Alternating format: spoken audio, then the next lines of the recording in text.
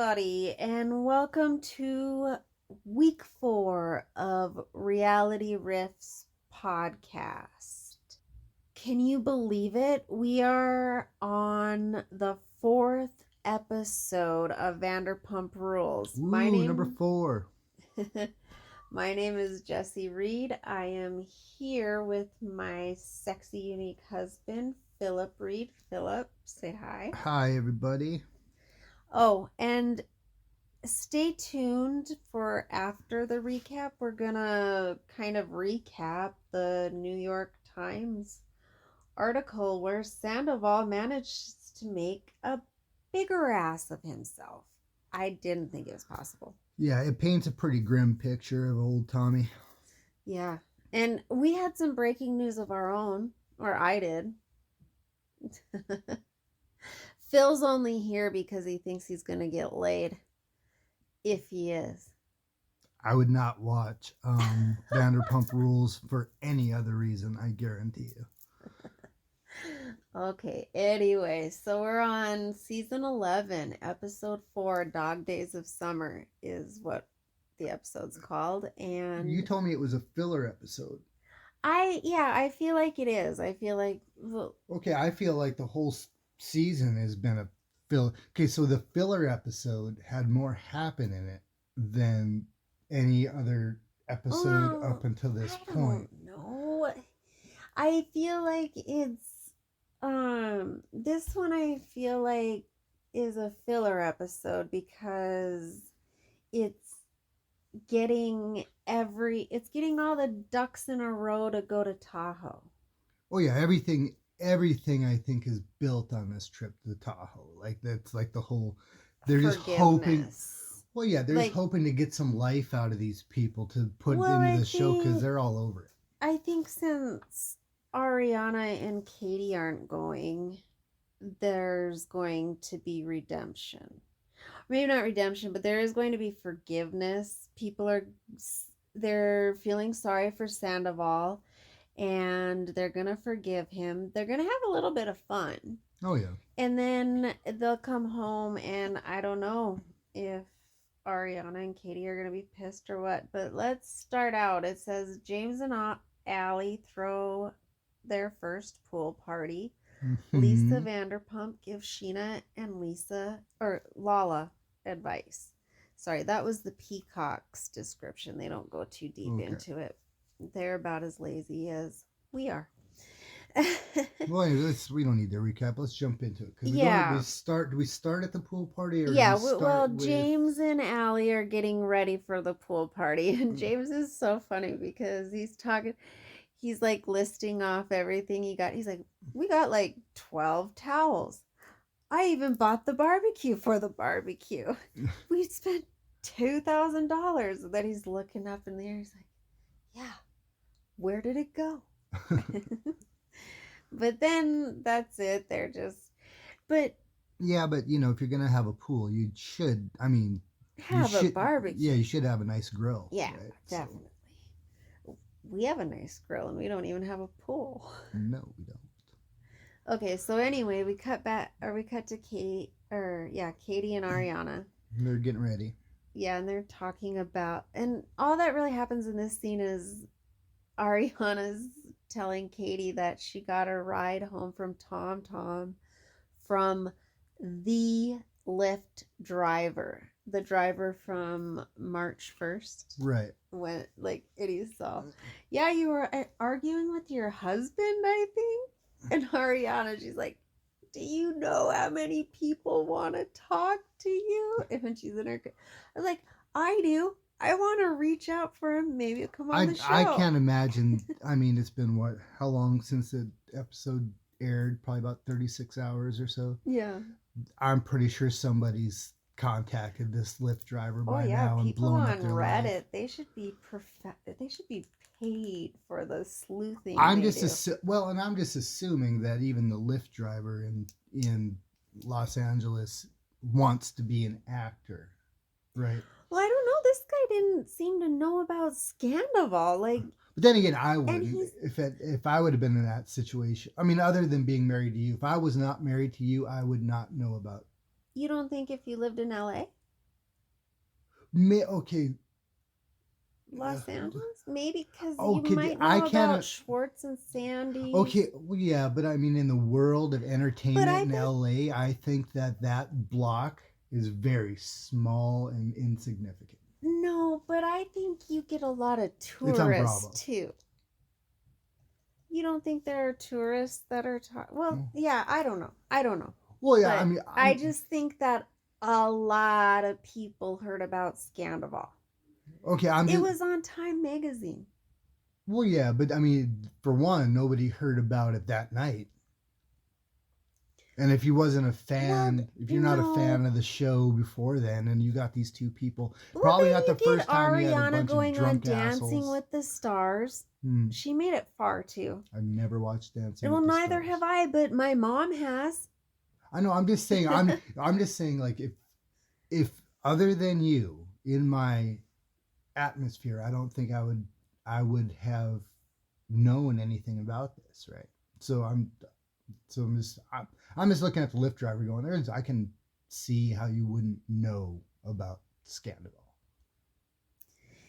Yeah, but I mean, he's obviously picking people up from Tom Tom, and he's taking them to the Valley Village where they live, and he recognized her. No, he recognized the house. Oh, he recognized the house? He said, He said you were fighting. He remembered that she was fighting with Tom. Anyways, neither here nor there. Not important.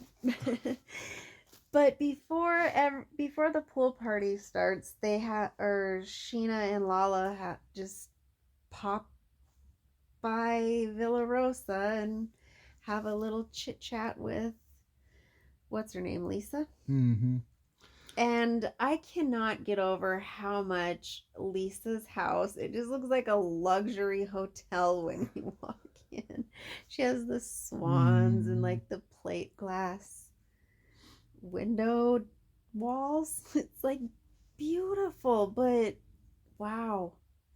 I watched on TikTok too. They had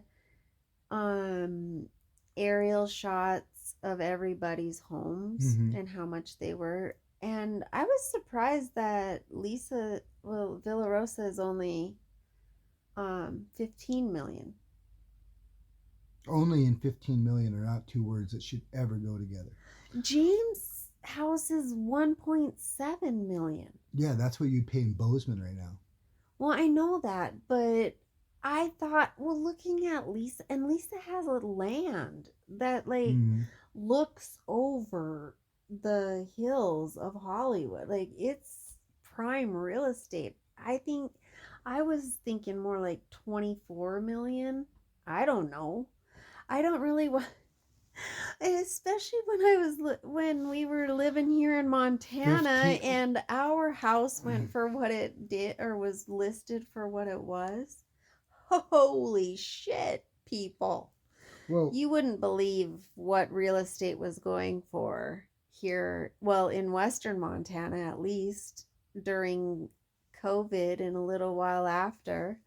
It was ridiculous. No, I blame Yellowstone. So fuck all you guys that watch Yellowstone and thought that Montana was... Lots of people do. Don't insult our audience. We love those of you, our listeners who listen to... Stop it.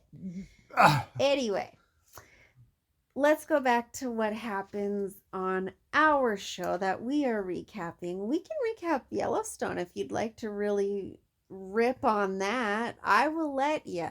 I need to check in with my buddy that told me that he just started watching Yellowstone and see how it's going for him. Like, he didn't seem like the type of person but neither do we. Well, no, but he's also the one that, suggested early on when it first came out that we start watching Game of Thrones. But that was good. And I would say that Yellowstone is a cheap knockoff of Game of Thrones. And we can get into that later. But right now, let's get back into this. Okay, so Sheena and Lala pop by to talk to Lisa. And I don't really want to talk about this scene that much because last episode I took a stance and said, I will talk mental health, but when I feel like um I don't want to talk about Sandoval and his suicidal ideology because You think he's manipulating? no, I don't. I don't. Not after the New York Times article. Or was it? Yeah. I don't want to speak on anybody's behalf because I do know at least one person who has tried and luckily failed that I never would have guessed ever, ever, ever in my entire life. And so I don't even want to go there. So I don't want to talk about it, but it pisses me off because it puts the Vanderpump Rules cast in a position where they have to either feel sorry for him or not talk about it. It's holding my show hostage, and I'm pissed about that. Well, that's why I don't want to talk about the suicidal ideology, but we kind of have to, just in the way that now Lala and Sheena feel sorry for him. Well, yeah, that's the thing, because it's like it's like a, I don't know. I was thinking about, and we have to be sympathetic to his torture. I was thinking about this morning. I woke up and I was thinking about it. I kind of got, like the Sick Rose, that William Blake poem. Yeah. Right. The worm and the rose, and that's what I feel like. I feel like when Tom dropped that last week, it was like the worm in the rose, right? And it just started to poison the whole fucking thing. And the reason why it did is because it was, and like I said, I will stand by this because I don't feel like you feel like it's convenient at the least. I feel like it's extremely manipulative. Yeah. And I feel like I've been in that situation, and I know how difficult and frustrating it is to have somebody just end it right there. Say we're because there really is no because you have to be just in case. Mm-hmm.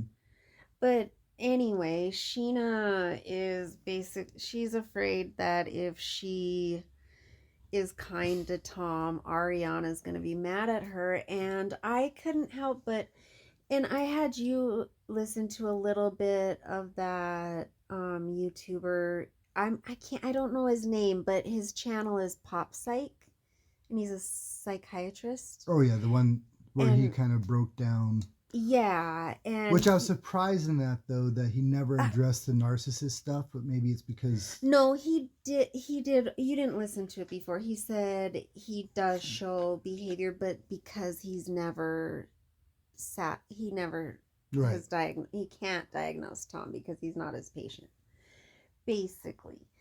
But I just which is thought weird. That like, was... so you can sit there and go, okay, well, I'm worried about this person, and he's manipulating people this way, but I cannot say this actual word because it would be like a liability. Yeah, no, it is. It's a real thing, I think. Well, I don't know if it is, but I mean, it might be defamation or something. I don't know, especially because he is a psychologist. Do you really want to go to a psychiatrist that just throws diagnoses around about people he's never met in person?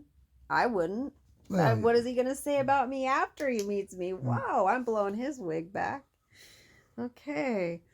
But I forgot what I was going to say about him now. Oh. He said that, okay, you know how, because Sheena brings up the point that she's still blocked after she sent him that very lengthy text saying, I'm here for you, after his friend died. And that Pop Psych guy said that that was a narcissistic behavioral trait, is because um Sheena was making it about her in that moment, and it would, and I agreed with him, because it would be like me going up to you after your best friend died and I haven't spoken to you for a long time. As a matter of fact, I said I am never speaking to you again. You are scum of the earth, and I perpetuated this.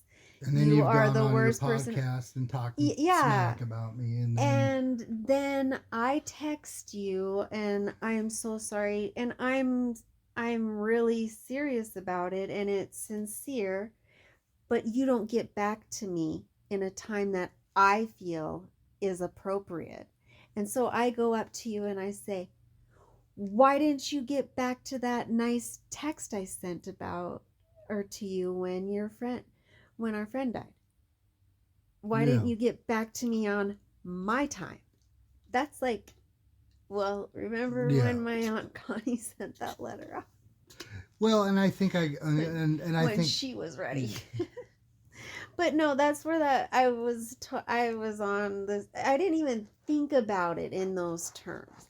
Like I thought, yeah, why is Sandoval bitching about no one reaching out to him when Sheena did? Was the text not good enough? No, like yeah, it shouldn't have to be on Sheena's time. well, and I think Especially going through that kind of thing, because that Ali guy was like a childhood friend of Tom's. well, and I think as far as the reaction, my reaction to it initially, I guess I would say is because I didn't know this Ollie character, right? So I don't really understand. Nobody does. Right. We So, don't. so I don't really understand sort of the gravity of that situation, which, okay. I think it was pretty huge. But at the same time, it was just, I think I'm still waiting, and by this time it's like, okay, it's not going to happen. But for Tom to actually come out and say, yeah, I fucked up, right? And instead of saying, well, it's your fault because you did this to me and blah blah blah, and I don't know, I can see the psychologist's point. You should look this guy up. If you're in his neighborhood, go get evaluated by this dude, because he seems to know his shit. Pop Psych. Yeah. On YouTube. And that's where I get my therapy, is from YouTube. He talks a lot of Sister Wives too, which I'm into, if anyone else is. Okay. Anyway, we're at the pool party and Schwartz brings an orchid, my favorite flower, just so you have it on record, Phil. My favorite flower. What are we?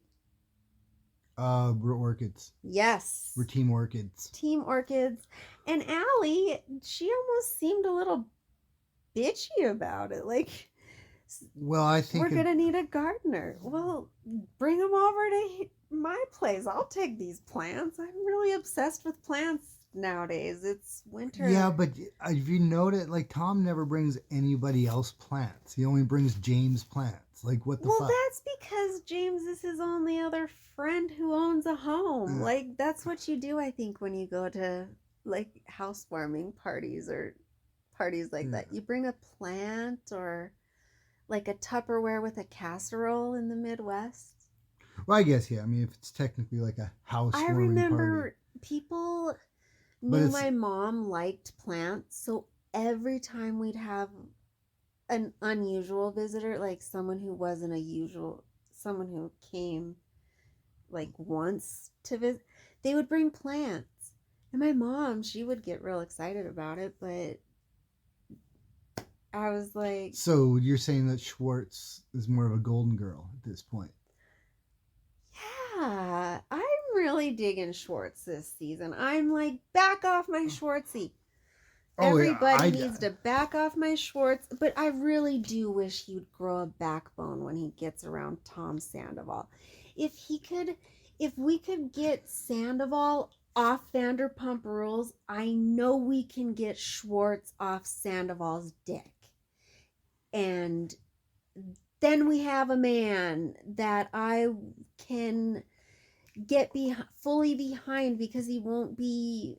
Well, I don't even blame Schwartz I for really still don't backing Sandoval, just because I just hate he is being abused by Sandoval though, I think. But I think he's been mentally abused by him. It really is like a I think if you can abuse a a wife, why can't you abuse a best friend mentally? If you're manipulative, okay, and like I and don't. Schwartz is like me, easily manipulated because we're people pleasers. Is bad. I don't like to admit that I am, but I am.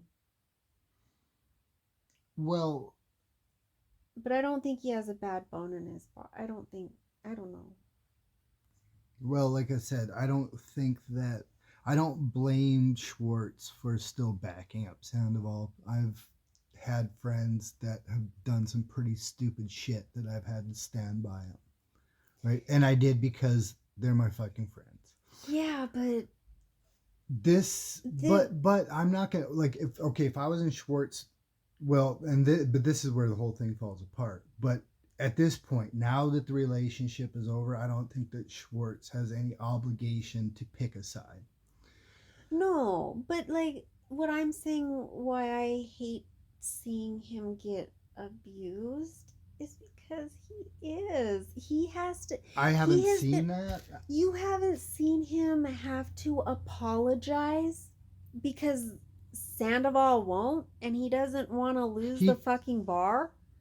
Oh, you don't really listen to the podcast, do you? Like, you didn't watch the Nick Vile. You don't watch Everybody Loves Tom, where Tom Schwartz is like having any time they're together. Tom Schwartz is kind of like, I think what he means is, or, when he invites him to Tahoe, he's like, but could you leave your ego here? Well, no, I mean, what were we watch? We did watch something where they were sitting there. I just remember Schwartz fucking sitting there just, fiddling with his hands the whole fucking time. Just wanting to tell Tom and Sandoval to shut the fuck up. That was the after show. I remember that. But I mean... But that's kind of a Schwartzism. Everybody's always noticed that. Schwartz never knows what to do with his hands. He's always running them through his well, see, and this is where I think they kind of addressed this a little bit in that article too. So maybe let's just move on. Yeah, let's move on. Okay, so anyway, they are...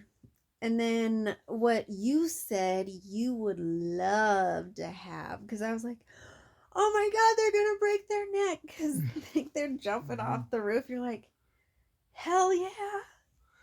I don't know how you down to clown with that. I don't know how you don't climb to the top of that roof and give I'm a golden god. That's what I yelled right before. But then again, these are, millennials. So well, Sheena has the "It's All Happening" tattoo. It's from the same movie. Yeah. Well, maybe there was that moment, and then maybe the lawyers were like, "You can't do that because you'd be like copyright or something." I don't know. Yeah, I don't know.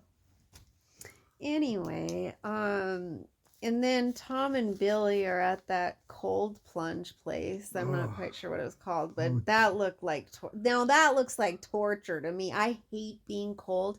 I hate being in cold water. Oh, especially cold water. Like even when the shower water starts to turn cold, that's torture. It's like, get me out of here. And so, like, yeah, people do that for what? What does that do? I don't know. When I was in Korea, we had used to go to the saunas, and you'd go in there, and they have like all these different pools, right? You have the cold pool, but right next to that, so you have the cold pool, it's like 37, 38 degrees. It might not be cold, it might be like 40 degrees, That's right? Still cold. Right. Yeah. So you go in there, and then right outside, you jump out of there, and then you go into a dry sauna that's like 180 degrees. Oh, I was gonna say, do they know what sauna means? Because that 40 degrees. Okay, so then the sauna. Yeah. Not a pool. So dry sauna, and it's what? Well, yeah, because there's 80. Yeah, like where I was at, like there was a whole wall of saunas with different temperatures. Some were steam ones, some were... That would... And then there was different hot tubs. Going from 40 degrees... just a bunch of dudes running around butt naked. Going from 40 degrees to 120 dry heat would make me so nauseous. It would make me feel like I had heat stroke. Well, it was like, I think it's just like a Korean thing. Right? It would feel so much better to go from hot to cold, I think. Yeah. Than from cold to hot. But I guess there's if some, you're going to the dry heat, you wouldn't get hot right away. Because you're going from cool. Yeah, like you stay in that 180 degree sauna for about 3 minutes right before you get out of it. Like you don't. And then what? Do they make you jump in something extremely cold? No, they don't make you do anything, right? Well, what's their process? What's after the dry heat? I don't know. That's just that's what I do. I go from there to the dry heat, warm up, maybe sit in the sauna for a little bit, get to a normal temperature, and then go chill in the hot tub that had like these huge, probably like 5-pound tea bags of green tea just thrown into the bottom of this hot tub. So you go soak in green tea. What are the health benefits of that? I have no fucking idea. Ew, no, but like people have been brewing in it. Well, yeah, I mean, you're going to take a shower when you're done. That's like, you're not going to sit there and... I don't take baths because I don't even want to be in my filth. But you've never been in a public pool? Yeah, with a lot of chlorine. Yeah, well, anyways. Anyway. Okay, so they're doing that, and Billy has the puppy dog eyes. Oh my God. And not to get too far ahead of ourselves because we are going to talk about the article, but Tom loves making comparisons about himself. Here's where he's like, what he made a comparison to Andy Dufresne. Oh yeah, he's from Shawshank Redemption. Just in case you don't know the reference. But what was he saying? I don't know. I was just laughing because I have no idea how he's anything like Andy Dufresne. Well, Andy Dufresne was wrongfully imprisoned. Accused. Yeah. And was smart enough to get himself out of that situation. But Sandoval was not wrongly accused and just keeps on. Well, maybe that's how he's Andy Dufresne. He just keeps fucking digging and digging and digging and digging. He's just going the wrong direction. But I can't with him and his hurt feelings. I just can't. Like, everyone's hurting him. How? This is you made your bed, lie in it. I hate that. But anyway. Yeah, I think it's, and they're going to have to move on from that in the show because like it's getting so cringy to even see Tom on a fucking screen anymore. I just want to skip the scenes. It's so... I'm just like, okay, I know what's going to come out of his fucking mouth. Repulsive. Oh, look, hey, there's Billy. So then we're going to know that we need to talk about his healing and everything that's going wrong with him. And oh my God. Yeah. And I'm just like, I can't. Well, yeah. And then later on when they're... like when he's out of the pool, Billy, she looks so sad because she asks, "Are you dating anyone?" And he's like, "No, I'm not really into that. I'm still waiting for Raquel." Raquel, yeah. And Billy looks heartbroken. Like, damn, I thought I had a chance. And he's like, yeah, it wasn't even just like friends with benefits. Being friends was the benefit. I'm like, you're such a fucking fool. Oh, I hate him. I just miss hanging out with her. But I don't believe a fucking word that comes out of your mouth, Tom Sandoval. No, he's just trying to stop. And of course we know that Rachel doesn't either. So. Well, but at this point, I don't think he knows whether or not she's coming back. That she's making him look like a fucking cuck. We don't need Rachel for that. He's doing that himself. It's let him talk. But anyway, Lala, like, back at the pool party, Lala asks Allie about James's sobriety, and I was like, I couldn't. It made me mad because but it made me happy when Allie was like, I don't know, ask him, because basically what Allie was saying was, I don't want to talk about this on camera. Yeah. Like she kind of, the way she slowed her speech down was like, I can't believe you're asking me this on camera, Lala. Like, come on. And Oh but no! it And every time that I see Allie, I think that she does not really want to be on the show. Like her vibe is one of the big ones that I get, where it's like she and James are like trying to start like the next phase of their life, and like this show just keeps on pulling James back into it, and she looks yeah. annoyed by that. I think yeah, maybe you're right, because everybody always says that she's so annoyed. She hates James. She's just on it to be a. No, She's just I with him don't to think be on she the show. likes the show. I'm I think not she really getting wants. that vibe either. I think she wants to have a Yeah. life with James, and they want to do it not on camera, or she Ye- doesn't want to do it on I camera. think she's also threatened by Lala. Mm. I mean, why wouldn't you be? They used to be best friends. They were drinking buddies, Mm. and they've hooked up a couple times. And admittedly, when Rachel and James first got together, they hooked up. And so, I mean, I would be a little leery too, but Allie's just, she seems real confident in herself. I Mm. like her a lot. She's probably my favorite character at this point on the show. But in this scene, Lala and Schwartz go and have a little talk, and like Lala's telling Schwartz she can't, like, it's pretty much killing her to hold these grudges, or Mm-hmm.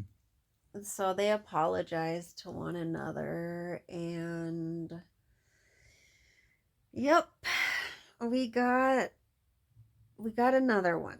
Because Sheena's, well, you don't, but most people who know Sheena's history know that Sheena was always going to take Tom back. Mm. Lala, we can already surmise that. Well, because Lisa got her on that kick too. Mm. And so, I don't know, but my gut's telling me Tom's doing the apology tour, and everybody's gonna give him forgiveness because they feel sorry for him. For now. But this is just a prediction. I don't think it's that big of a leap though. And then Sheena talks to Ariana about Lisa's earlier. Oh yeah, and that's when Ariana makes a really good point Mm-hmm. on her own behalf. She's like, "What am I supposed to do? Go out and be like, "Hey, I'm Tom's ex-girlfriend. He did all this bad shit to me, but feel sorry for him." Mm-hmm. And I'm like, "You go, girl, because that's right. That is right." See, and that he could have caused her to kill herself or be suicidal. She has talked openly about her mental illness. This is the first time hearing about Tom's. Not to say that he didn't have it. But that's the thing that makes what he said to Lisa so fucking diabolical. Yeah. Right? And that's why I don't have, like, and I'm probably, like I said, I'm probably wrong for even saying what I'm saying. And no, I think that I think a lot of people don't want to say it out loud for good reason. But I mean, if we're looking at this just objectively, yeah, right? And we're just looking at the facts. He's dropping, and I don't doubt for a minute that he's had moments where he fucking hates himself, or at least hates the bed that he is lying in. But but I think if we're looking at the facts, when, how, and who he's been dropping this information to is manipulative and convenient. And I don't care what, at this point, I don't care what it takes to get the group dynamic back together. Let's get it back together. Let's have some fun, and let's be destructive toward one another again. We're just too pissed off at each other to even have that, and that's what this show's about. But yeah, well, yeah, but then at a certain time you just kind of get tired of it. Yeah. Okay. And then eventually James goes to Lala, and they talk, and she asks him face to face why the sobriety. And he's like, well, I came home and Allie left with the cats. See, and that's one of the things too where I'm kind of like, I mean, I know a lot of people who've been through recovery, and I've known the ones who have done it for themselves and the ones who have done it for others, and what the results have kind of been. Yeah, but I mean, when he was talking about his sobriety earlier, I don't remember which episode, it might have been last episode, he talked about even how his DJ career will be better. Or I think this might be the first time James has ever said on camera that he needs to stay sober forever. I mean, he did acknowledge that. That doesn't mean he will, but, and sometimes I'm not saying getting sober for someone is ever a good idea unless it's for yourself. But if he's looking at it like, I don't want to run off loved ones anymore. Yeah. Alcohol is my problem. If I hadn't been drinking, the love of my life wouldn't have left our shared home. It was probably just another problem on top of all these other... Right. I don't know. I hope. For his sake, I hope he stays sober. Sobriety. Good for them, bad for us on this show. Last time I got drunk was about 10 and a half years ago. Drunk? When you puked on my deck? No, it was after that. It was when me and you sat out on the back deck. Oh, and you were wine. Convinced you could walk to the gas station and get another bottle. Oh, yeah, and some more. We needed more smokes, too, but Piper was a baby. I was like, yeah, by the time you get back, I'm going to be passed out. And I just remember her, Piper, just not, 6 months old in her crib, just not fucking caring that I was hungover at all. And me being like... No, not even a little bit. And me just being like, hey, I don't want to do this hungover anymore, and you're going to make me do this no matter what. So, yeah. No. So I don't think our kids have ever seen me drunk. Oh, I know, but they'll tell people, my mom loves White Claw. Because it's like the only thing they've ever seen me drink. In the summer at a barbecue, I might crack open a couple. But not to the point where I'm even close to slurring. I don't think my kids have ever seen me. They've never seen me drink more than 1 or 2 beers. But I'm drunk enough, so, well, they've seen me. Oh, yeah. But anyway, neither here nor there. Okay, so anyway, then we have... Okay, so... Oh, yeah, Jo. I think this is the first time she has any speaking.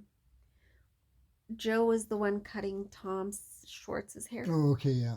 Yeah, and it does admit that they hooked up, because prior to that, like last season, he was denying that they had ever had.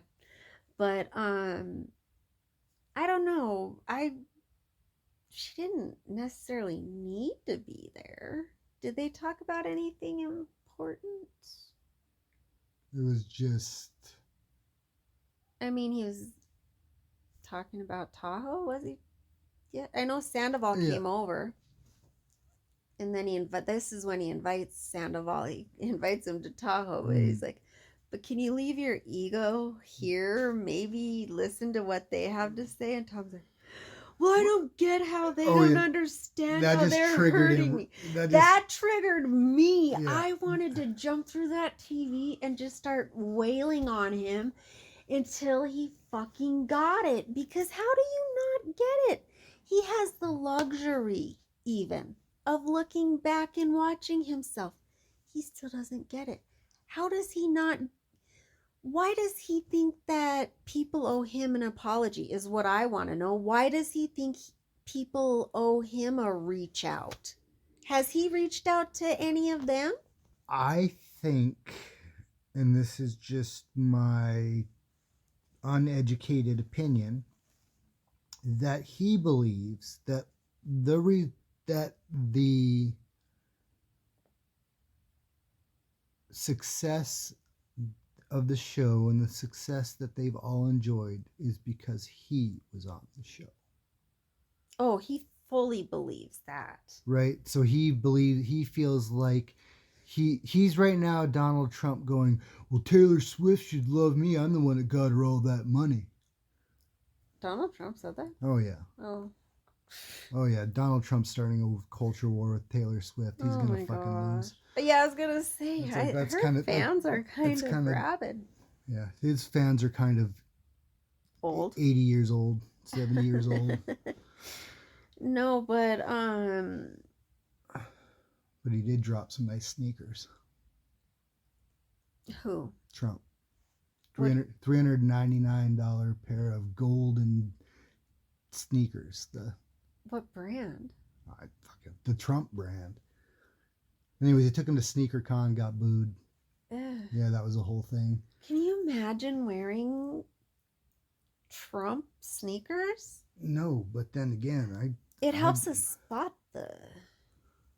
So anyway. But I always thought that dude was a loser since he was on Robin Leach's Lifestyles of the Rich and Famous back in the 80s. Trump, yeah, I thought he was just this ginormous joke that, Saturday Night Live parodied, and he had weird hair, and he was rich, but he'd always declare bankruptcy, and he was just a joke, and then he was taken seriously as a politician, and I was like, where did this come from? It came out of nowhere, because I was like, feel the burn, and then I'm like, Donald Trump, this is a joke, right? Yeah. This is just a joke. And it wasn't. But okay, this is not a political podcast. Well, no, but just to sort of segue, because it was just kind of funny, because the one thing they did say in that article was, I didn't know that on The View that they'd called him the Donald Trump of boyfriends. Oh, they did. Oh, yeah, that's right. Okay. Anyway, I don't know. Okay, so we have Tori and Brock and Sheena, and that's really boring because as cute as Summer Moon is, I don't like watching the parenting on I don't know why. Whatever.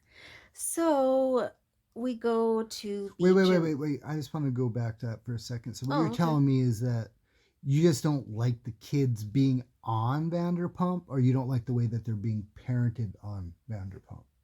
Oh, no, I don't like the kids being on Vanderpump. I think Sheena and Brock are doing a fine job as parents. I just don't like kids because Summer Moon can't sign her own contract. She can't say, I want to be on this shit show. And also, it's not the kind of show that you have children on. I want to watch the shit show. Yeah, but I don't want to watch cute little kids running around. And that's what I hear, and I'm like, but you don't have the shit show anymore. You have the kids running around. Like, not a lot. That was like But that's 2 minutes. Oh, I know. I'm just saying. But I'm just saying, let's not do that anymore. Yeah, but I'm just saying. I think they're introducing Tori. I'm almost positive I gotta watch. I'll have you watch that mid-season teaser or whatever. And she's a homewrecker. No, she's not a homewrecker. Oh. Tom and Katie are divorced. She makes out with Tom Schwartz, and then she makes out with Katie. And then wait, the purple hair girl, it looks like she's 20? The pink striped hair. The nanny, Tori, yeah. Okay. Yeah, we'll watch and see. Anyway, at Beach and Brew, I noticed, I'm trying to be better at noticing the businesses' names. That's where they go to have their little double date. Mm-hmm. And with Allie and James, where Sheena and Brock go to have a double date with James and Allie. Yes. And and so this is like a pregame for Tahoe, right? Like, well, kind of, yeah, because both Brock and Allie are like, well, I'm glad this is happening before Tahoe, so it doesn't have to be awkward once we're there. And Allie's like, yeah, I don't even want to get to know this guy. And she doesn't because of the way he makes James feel. She just doesn't want him in her life. And I don't blame her. Yeah. And I think that's, like I said, that's part of Allie's deal, right? Even if she initially got into it and was like, okay, I'm going to go and maybe, get on this show and, get some, get my face out there or whatever. And then she's like, oh, but this is the most evil fucking manipulative sort of fucking environment anybody can ever just get thrust into. But I thought because the whole that awkward conversation with Lala before was like totally produced, right? Like they were probably like, you guys need to get together and go talk. Yeah. I don't know, but Brock seemed the most emotionally mature when he said he's like, there aren't sides to take. There's a right and a wrong, and right now Tom is in the wrong. He's not trying to take a friend's side. And that was pretty logical. Like if you break it down, we're on the side of what's right. Like do something right and maybe we'll. But what does that mean though? I mean, yes, I can sit there and go, but as long as I admit that he's wrong, then... No, he's talking about, yeah, Tom, we're going to be mad at you. You cheated on Ariana. You did something wrong. You're in the wrong right now. Oh, yeah. I think he's just trying to say we don't, yeah. He's saying there's room for forgiveness, right? Yeah. But if it's asked for. And that's what I can't. Well, and maybe they need, and maybe that's the whole thing, right? They're going to get to Tahoe. Everybody's going to get a little boozed up, and you need to be a little boozed up to be able to believe the words that are coming out of Tom's mouth. But if anybody even asks, well, maybe not asks for an apology, but like, I don't know. I can't wait. I'm excited to see what happens in Tahoe, and I'm going to be really pissed off if we have to sit through another filler episode before we get there. But we have one last scene because James has to go visit with Lisa, and he's under the impression that she's going to want to talk to him about Tom and forgive Tom and blah, blah, blah. So he goes in there. And who should come down the stairs to greet him but, drum roll please, Graham Cracker. It was so cute. Oh gosh, I cried a little bit. I did. I don't know the Graham Cracker story, so. Well, basically when they broke up, Rachel took him and wouldn't let him see him. And then when she went to the mental facility, is that what they call them still? It is. That's what they're calling it on the show, is a mental facility. Or are they calling it a mental health facility? Mental health facility? Yeah, not mental health. Mental health. Well, or I guess psych ward is what they used to say. The fourth floor. The fourth. But anyway, when she went to the mental health facility, she took Graham to her parents in Arizona, and then he bit her mom. I guess took a huge, like down to the bone, big chunk out of her hand or finger or something. Yeah, and then they rehomed Graham, and I think Graham bit that owner, and then they took it to a shelter, and it was chipped from Vanderpump dogs because Lisa has a dog rescue, and that's where they got him. And so eventually, after he bit a few more people, he made it back to Lisa Vanderpump, and then James has him. But I think currently, or at least shortly after James got him, he is in like a behavioral training camp type thing. So, but we see in the preview that he and the cat don't get along. Well, it looks like Graham just wants to play, but I don't think that cat's playing. But so that's basically the end. And so yeah, that's the end of that episode. But so all of it just trying to get us to Tahoe. Just string us along to Tahoe. Maybe things will liven up a little bit. I hope they lighten up. I think they will without Katie and Ariana there. I do. I think Katie and Ariana will be in for a rude awakening when everybody comes back from the Tahoe trip, having forgiven Tom, and basically, Well, and history has shown if you want to stay on the show, you should try to side with Lisa. Yeah. And it's looking like Lisa wants people to forgive Tom. So anyway, that's the end of that. But Tom is not done making a fool out of himself. And Jesus Christ. We read the New York Times article. I really do recommend you go, and they have an audio version if you are in your car or whatever. And I don't know. I don't have a subscription, but it was a free article. Oh, and that's what I was gonna say. I do want to buy a hard copy. Okay. Because he is on the cover. It's how isn't it the cover? Or maybe it isn't the cover. Maybe it's just the article. How Tom Sandoval became the most hated man in the world. Yeah.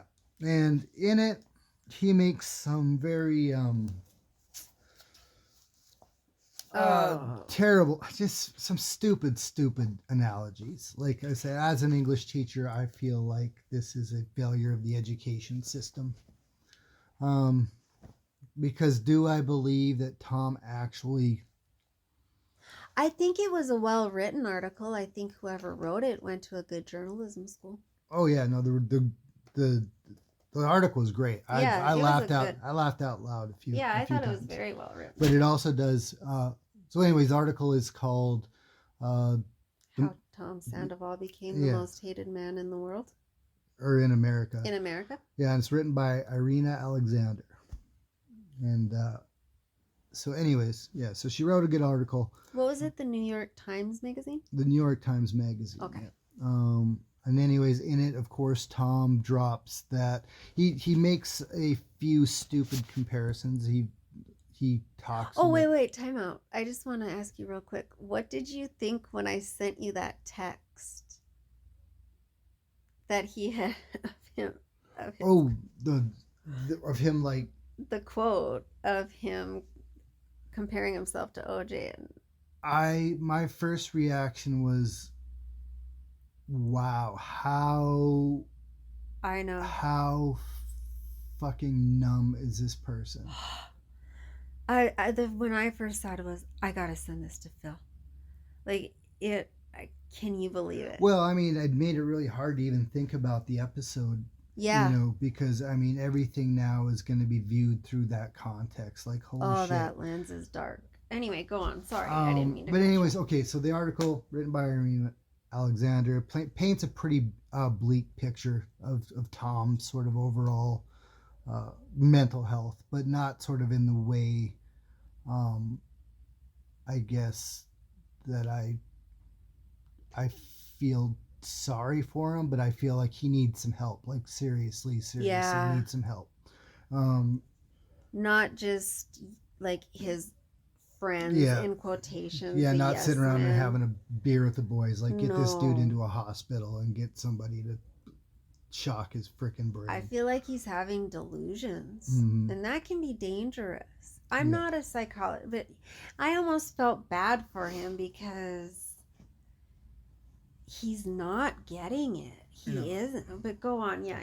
Okay, well, let's kind of go through the article. I mean, this quickly kind of goes through. She kind of explains, how she can't believe how eager he is to just basically spill everything. Because he's like, you're going to be recording this, aren't you? And she says that she, in all of her years, has never interviewed a celebrity that was so eager to be recorded. Yeah, that was so Trumpian to me when I heard that.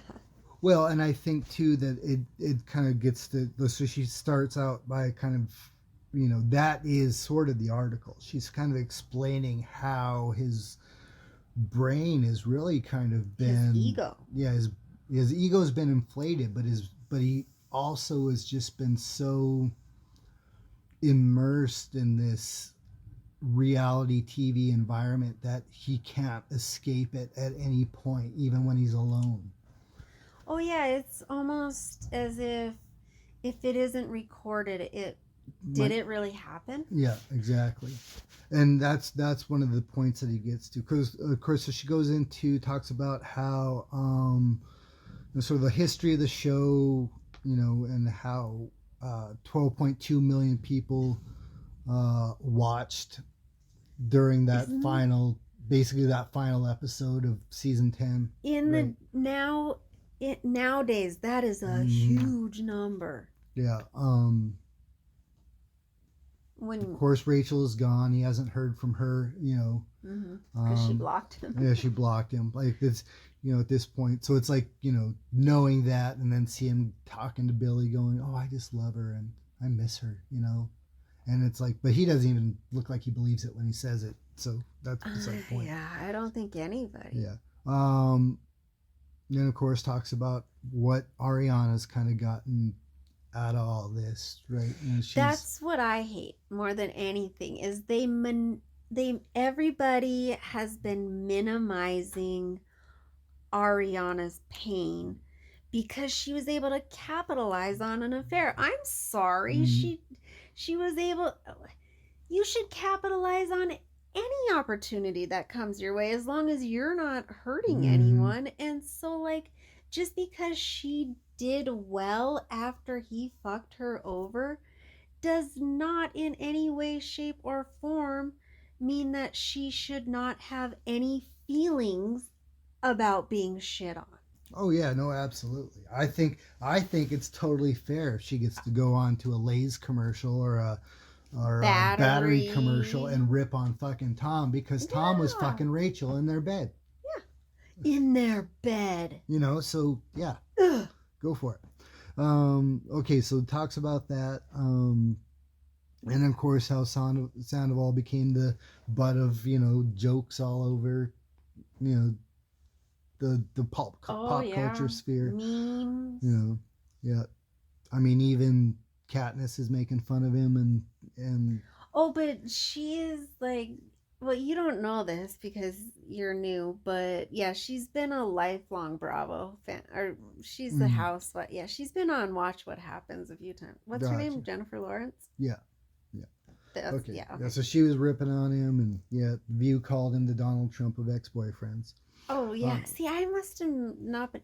The thing is, my vape pen was out of charge, and I didn't have a charger, and so I couldn't take a hit, and therefore my ADD brain was all over the place. I was like thinking of at least 100 things. And so I missed like about a 10-minute chunk that. Okay, so I didn't hear that, but that is hilarious. Yeah. Well, and it's funny too because it's basically true. Like, because while you're filling in on all the other content from Vanderpump Rules and your other shows and stuff, I'm following really closely all of the Trump legal stuff, right? Yeah, that's real interesting. Like it's not even the politics stuff that I care about. I'm into the court shit, man. Like I'm waiting for Oliver Stone to make this movie. Yeah, what was the documentary? Oh, the PBS Frontline documentary, The Democracy on Trial. Yes, say that again because I recommend that. I'm a dumbass and I could follow it. Yeah, watch the PBS Frontline documentary, Democracy on Trial. This kind of goes over the whole kind of plot to overtake the government. It's very interesting. A lot of things I had no idea. But go on with the article. Okay. Anyways, right, and then he drops his first stupid comment where he says that I feel like I got more hate than Danny Masterson. Oh my! He's a convicted rapist, and it's funny because I followed that trial. Yeah. Well, hold on. So it's funny because, all right. So she talked about how Tom, when she goes to interview him, has this 23-year-old PR manager who's been like a Tom Sandoval fangirl since she was in middle school, right? Oh my God! Do you know what I? Oh. So she says. Tom says this, and so then she's wondering if this PR manager is gonna kind of like cock blocking. Oh yeah, her, right? that was hilarious. And so she looks over and she's like, this girl's just kind of like popping her bubble gum or something. So she's like, oh, she's not gonna be stopping Tom at all. Oh, so, she must have known she was sitting on gold. Right? Oh, I would have asked anything and everything. Well, because there wasn't an adult in the room to stop anything. No, because I think it was like at this point where he's like, should you be recording this?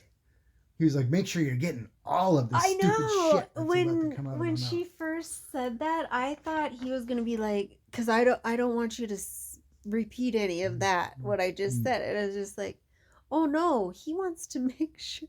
Oh no, but the funny thing I found with the intern, because she's Tom's intern. She wasn't Bravo's intern. Bravo should really send a babysitter wherever Tom goes. But but they did when she comes back. Oh yeah, but spoiler alert. But the one thing, oh shit, now I forgot. Anyway, go on. Okay. And then I don't know. I didn't really take very detailed notes. Oh yeah, the one funny thing I thought that she did say was, sometimes he says things and then the next day he doesn't remember saying them. Mm-hmm. That's the first time I laughed out loud. Well, yeah, I mean, he's like, because I was heated when he compared himself to Danny Masterson, because like if you can even compare yourself, like even, do you know the disgusting things he did? You're putting yourself in the same vein as it. You're disgusting. I fucking hate you. I hate you, Tom Sandoval. Tom Sandoval, I fucking hate you. Well, he was trying to say that he wasn't as bad as Danny Masterson, and he feels like but that he recalls Danny Masterson. Can I just make this one point real quick, because you may not know it, about the Scientology part. Greg, Tom Sandoval, his partner, he is a Scientologist, and so is Greg's wife. Do you think to keep Schwartz and Sandy's open, Scientology will start to take up for Tom the way that they have for Tom Cruise, Danny Masterson? Like Danny Masterson, his whole legal team was paid for by Scientology, allegedly. We don't need Scientology. But like this thought just came into my head when we were talking about this. Like, is Sandoval a Scientologist? Not yet, but Schwartz and Sandy's is right across the street from the Celebrity Center. Well, yeah, but But Greg is a Scientologist. Does he? If he wants to keep those doors open, he can get Scientology to back Tom Sandoval. Scientology is like every other religion, right? It's all about social capital. It's not about fucking spirituality. Oh. So. But they are. That can, okay, maybe that's not. Maybe the manosphere isn't Tom's next destination. Maybe Scientology. And the only reason I know this is because that rumor that was going around that Tom and Sandy's was closing. No, they just closed down because there was an anti-Scientology thing going through town, and Schwartz and Sandy's is right across the street from the Celebrity Center, so they didn't want any backlash from that. So they were just because Greg's wife and Greg are both Scientologists too, so maybe, yeah. What a weird thing to get into, but anyways. It is, but I could see myself being, like, if I had gone to Hollywood when I was young, impressionable, even in my 40s, Jesse, I am very gullible. I don't know. I think there's only one bank account we've had to close so far, so... Yes, I got preyed upon by these people who told me someone stole my social security number to commit really bad crimes. That I was on the phone with those assholes for 6 hours, and then they were going to call me back the next day. And then I got a text going, why did you just buy like $1,000 in Nordstrom cards? They wanted everything. Oh, God. I'm like, please. Why did we just buy $1,000 in Nordstrom cards? What the fuck is going on here? Oh, Jesus Christ. Okay. That sucked so hard because we had to... She had a Russian DEA agent calling her from Texas. Yeah, that's what they said. That was their story. But they had like a Middle Eastern accent. Guys, so here's the thing. If you're sitting around smoking pot all day, don't answer phone numbers that you don't recognize. And I don't anymore. And so yes, pot does make you paranoid. We did have to open up a whole new account, which meant we had to move oh God, that was a nightmare. Okay. Well, anyways. Anyway. So, but yeah, I mean, other than that, and then they talk about that stuff, and I don't have the direct quote, but he's going to end up, he talks about how kind of out of control and how, that the scandal, how big the scandal got. And he makes a comparison, and I'm sure that everybody's heard it by now. You got the direct quote? Mm-hmm. Yeah, yes, why don't you just read that? I'm gonna have to have you because it's a run-on sentence, and I can't, even though I'm really good at writing run-on sentences, I'm very bad at reading them. Okay. I'm not a pop culture historian, really, but I witnessed the O.J. Simpson thing and George Floyd and all these big things, which is really weird to compare this to that, I think. But do you think in a weird way it's a little bit the same? No, I think he was right and should have cut it off at it's a really weird thing to compare this to. It wasn't even weird. It was stupid. Yeah, never mind. I never should have said that. That was dumb. Yeah, can we not put that in the article? Anne, wake! Oh, no, it wasn't Anne. Did they name the assistant? Riley, I think. Riley, that's right. Because I thought they were talking about a dude. So, anyways, this is when she says she looks over at Riley, who's now at this point texting furiously on her phone. She's got Anne fast thumbs. Yeah, and then after that, I think they kind of cut everything off a little bit, and then she doesn't. He went upstairs. Yeah, and then they're like. And then basically she didn't get to have she was supposed to go and watch and do his confessionals, and then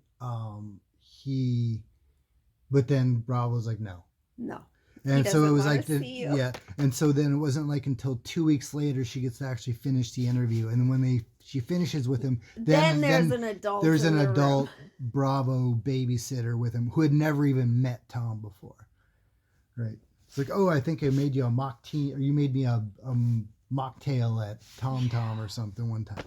But anyways, he needs some handlers. So anyways, but so that he says that, which was just completely dumb, and she points out this is when she realizes that he's kind of really in a rough spot. Just give me 1 second here. I'm gonna send you something, and you're gonna look at it. Okay, so I just want to read this part really fast. She says, I asked Scandival why he thought the scandal got so big. I'm not a pop culture historian, really, he said, but I witnessed the O.J. Simpson thing and George Floyd and all these big things, which is really weird to compare this to that, I think. But do you think in a weird way it's a little bit the same? I looked over at Riley, who was typing furiously on her phone. I think I knew what he meant.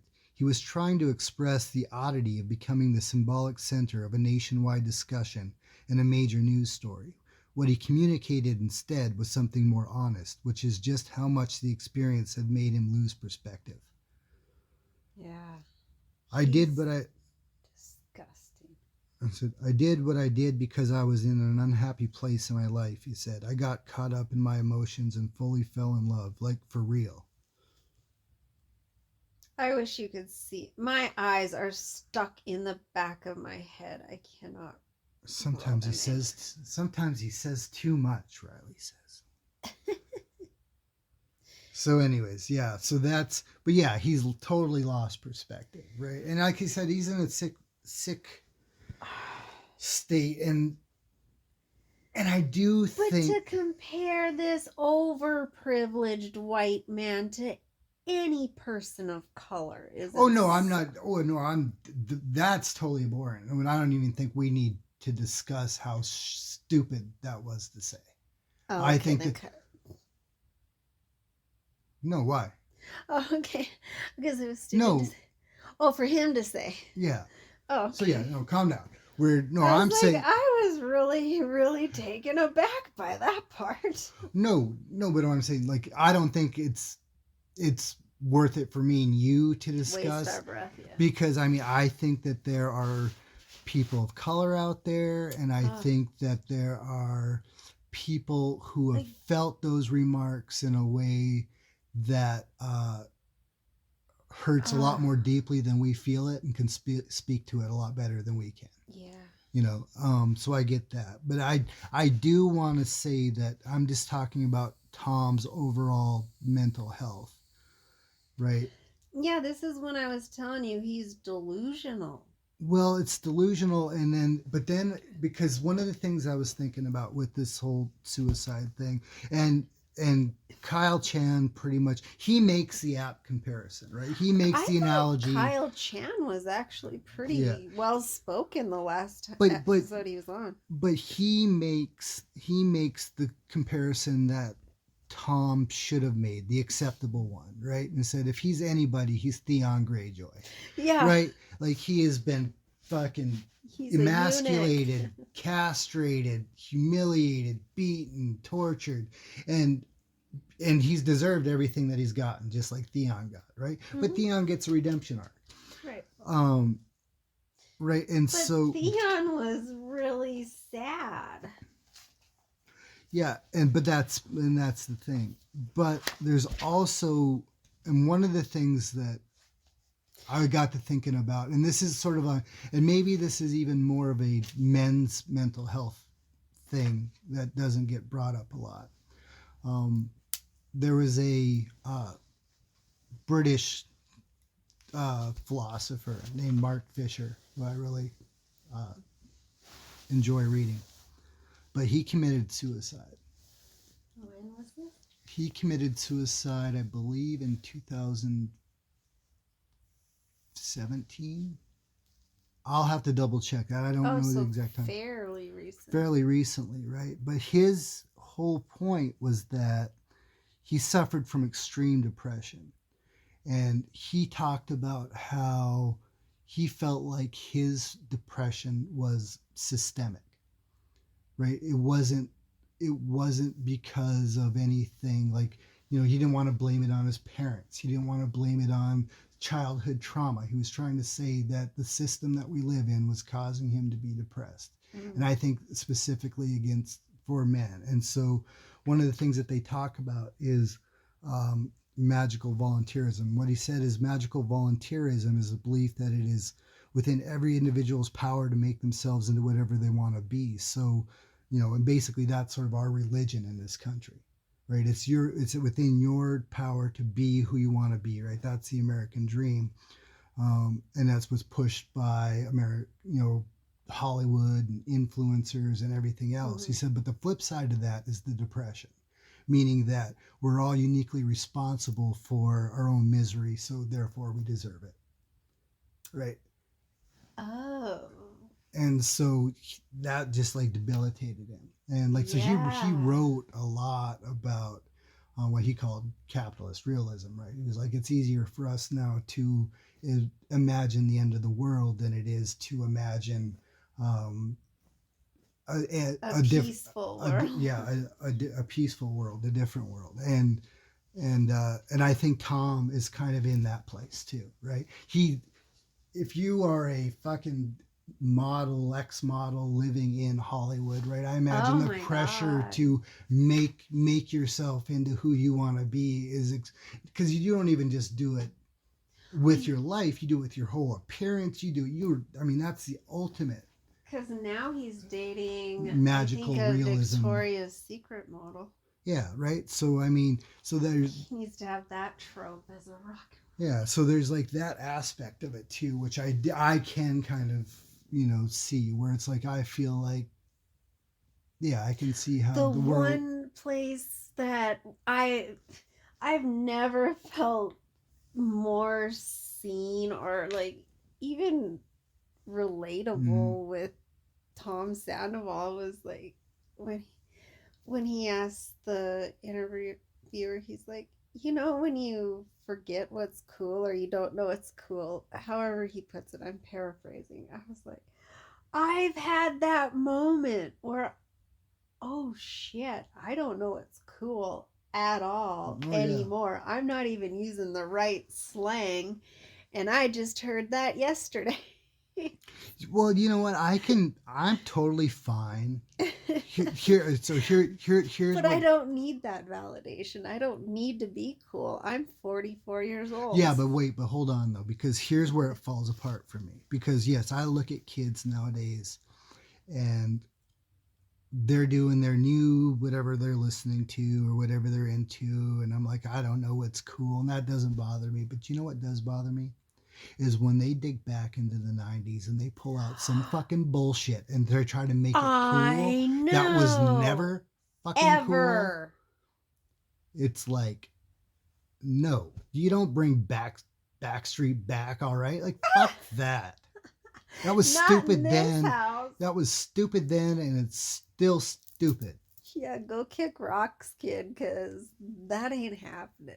We don't do boy bands. Like, what the hell is wrong with you kids? Oh, Piper totally. She was busting my balls one day. Like, this was when we were still in. So this would have been 3 years ago, at least. Mm-hmm. Probably 4, because we were talking about one of the boy bands. I can't remember which one she was listening to. And I was like, not in this house. Not in this house. And she goes, well, what do you want to listen to? And I'm like, let's put on some Pearl Jam. And she's like, they're boys and they're in a band. They're a boy band. And I was just like, oh, shut up. She totally got me. But I was like, could you imagine Eddie Vedder and the boys doing synchronized dancing to their song? Like, that image cracked me up that day. The thought of... Okay, but now fast rewind 15 years to Cliff Burton, James Hetfield, and Kirk Hammett all lined up on stage with their guitars, headbanging in unison. Kind of like Wild Stallion. Yeah, there you go. Metallica is a boy band. Well, that's kind of all I got for the week. I don't know. What do you got? Not much, but what else was in the article? That was kind of it. I think. And you are. I think maybe we can just talk. One quote that kind of came out of it that I wrote down, so it must have been. But just overall, I would say the article paints a pretty bleak picture of a man who. These are the notes that I wrote down. So. The article paints a pretty bleak picture of a man who lives in a hyper reality that is always needing attention, even negative attention, knowing that anything good for the show for him is good financially, and due to a number of bullshit, because she did talk a little bit about kind of because they're not part of the Actors Guild, Screen Actors Guild. Oh yeah. Kind of how it's basically gig work. They don't even get royalties. Yeah, they're television's Uber drivers. That's you know crazy. What I mean? Yeah, they don't get shit. And anything that they make money off of, any brand endorsement that they do on the show, Bravo gets a cut of it. Mm-hmm. It's called the Bethany Frankel cause, and she's the one trying to bring Bravo. Oh, anyway, that's a whole different story. But yeah, so she does bring up I think just some good industry sort of issues as far as the way these people are treated, because that kind of goes. The article's really well written. It's because that kind of goes back into especially if you're a fan of the show. Yeah, and that kind of goes back into what I was saying with like the magical volunteerism thing, right? Like I'm not worthy of benefits, right? Right. Like that's kind of what we're taught. So anything good for the show is good for him financially. She says Sandoval is so well trained at narrating his innermost thoughts out loud. He has to remind himself not to do it outside of filming. You lose track of what a normal conversation would be like with people that aren't on the show. Right? Like that's Sandoval's quote. And he is stuck in reality TV. Like he has, I think, broken his fucking brain. Well, yeah. I mean, I don't even know if he can see the rest of the cast as they are in real life, because I don't know for sure, because I don't know anybody who's on Vanderpump Rules, but I think just from what I've heard on other podcasts of people who do know them, they do play up their personality just to make for better television. I mean, they're not being fake, but they... No, but she talks about how he was like, okay, I'm gonna, I want to talk to Schwartz. So he doesn't just call up Schwartz. He calls up the production crew and tells them to come and set up so he can talk to Schwartz. Yeah. You know what I mean? Like he doesn't, like if it's not recorded, did it happen? Yeah. And that's what you get from the article. Well, and that was also when that intern said he often says things and then doesn't remember them the next day. Mm-hmm.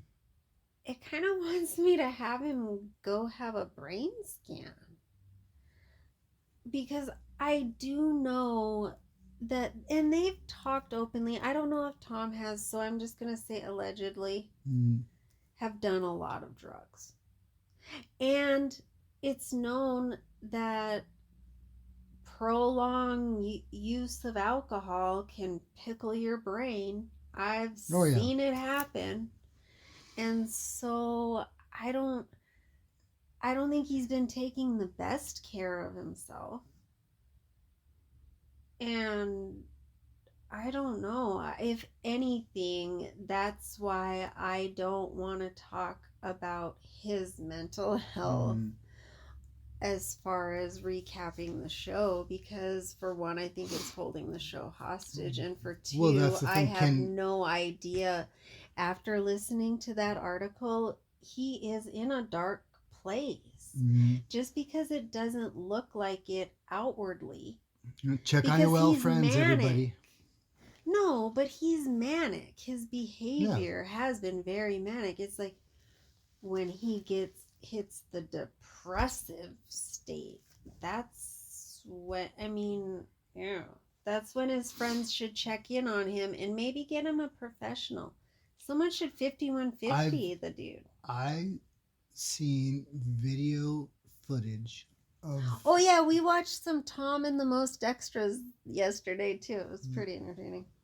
Yeah, but before we laugh about that, one last bleak thing, because I have video footage of, a family member cruising through Main Street at 80 miles an hour and slamming into parked cars. Yeah. Because of manic episodes. Yeah. And so. And then the worst case scenario can also happen. And then you get that phone call and it's unpleasant. Mm-hmm. So yeah. So let's just hope that Tom gets professional help, like actual professional help, and not just a bunch of yes men telling him. Yeah, because I was going to say the first step is he needs to see it for himself. Yeah. Because right now, or last we've seen of him, he doesn't think he has a problem. Yeah. He thinks everyone around him does. Billy, I know you love Tom, but you are not doing Tom any favors. And he's never going to love you back. Move on.